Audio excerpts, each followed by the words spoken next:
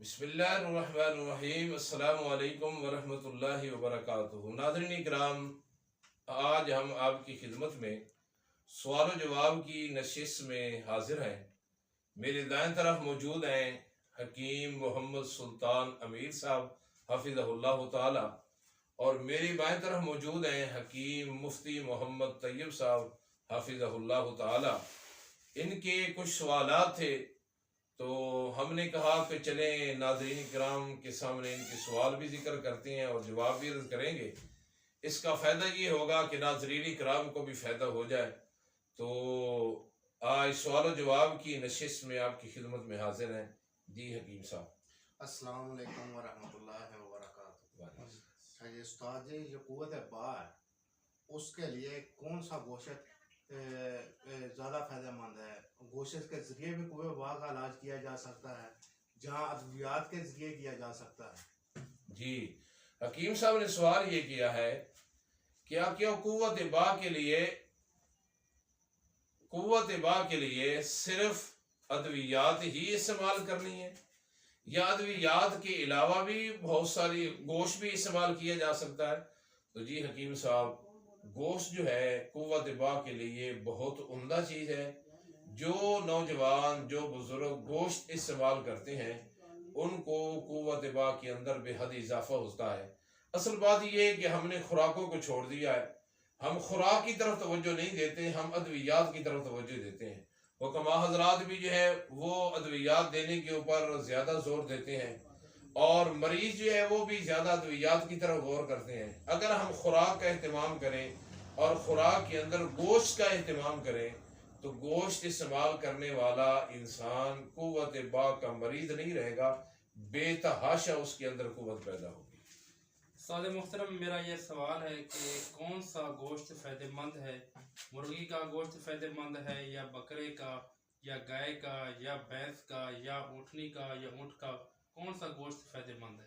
جی حکیم صاحب نے سوال یہ کیا ہے کہ گوشت بہت زیادہ ہیں، بہت سارے جانوروں کے گوشت ہیں جو ہمارے لیے حلال ہیں، شریعت نے ہمارے لیے حلال کی ہیں، لیکن کون سا گوشت جو قوت با کے لیے فائدہ مند ہے؟ تو ناظرین اکرام، سارے گوشت فائدہ مند ہیں، لیکن سب سے زیادہ قوت با کے لیے جو فائدہ مند ہے وہ اونٹ اور اونٹنی کا گوشت ہے۔ یہ اتنا فائدہ مند ہے کہ آپ چند دن اس کو استعمال کریں تو بے تحاشا قوت با کے اندر اضافہ کرتا ہے۔ یہ جو ہوتا ہے اونٹنی کا گوشت، اس کا رنگ جو ہے نا نیلا، ایک قدر سرخی میل ہوتا ہے، اور ذائقہ کے لحاظ سے یہ نمکین ہوتا ہے، اور اس کا مزاج جو ہے وہ غدی عضلاتی مزاج ہے اونٹ کے گوشت کا، اور معدے کے لیے ذرا ثقیل ہوتا ہے، لیکن بہت زیادہ یہ مردانہ طاقت کے اندر اضافہ کرتا ہے۔ اسی طرح ارق النساء والی بیماری کے اندر بھی اونٹ کا گوشت جو ہے وہ بہت زیادہ فائدہ مند ہے۔ سیاہ یرکان، کالے یرکان کے اندر بھی فائدہ مند ہے۔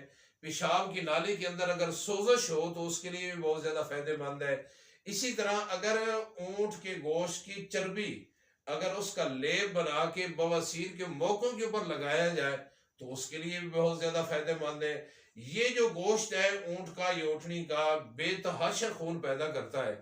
آپ حضرات جانتے ہیں، حکیم ہیں، جب خون پیدا ہوگا تو ظاہر بات ہے کہ قوت با کے اندر بھی اضافہ ہوگا۔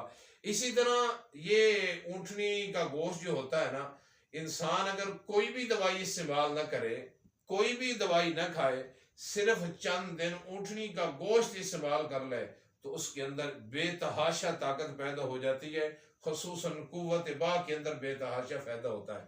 آخری بات اس کے متعلق یہ ہے کہ شریعت کا حکم بھی ایک میرے ذہن میں آیا، وہ بھی آپ سے شیئر کرتا جاؤں کہ رسول اکرم صلی اللہ علیہ وسلم نے فرمایا کہ اونٹنی کا گوشت کھانے کے بعد وضو ضرور کر لینا چاہیے۔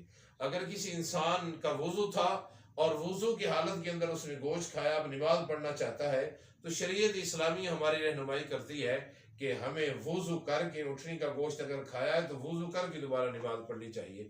تو گوشت سارے فائدے مند ہیں حکیم صاحب، لیکن جو گوشت اونٹنی کا گوشت ہے یا اونٹ کا، یہ قوت با کے لیے بہت زیادہ فائدہ مند ہے۔ تو ناظرین اکرام سے میں درخواست کروں گا کہ جہاں آپ اتنے بڑے بڑے زیادہ پیسے لگاتے ہیں ادویات کے اوپر، وہاں اپنی خوراک کی طرف بھی توجہ دیں، انشاءاللہ بے تحاشا قوت پیدا ہوگی۔ ناظرین اکرام، اب تک کے لیے اتنا ہے، پھر ملتے ہیں ایک نئے پروگرام کے اندر.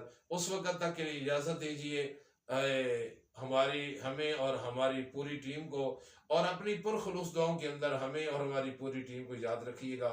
السلام علیکم ورحمۃ اللہ وبرکاتہ.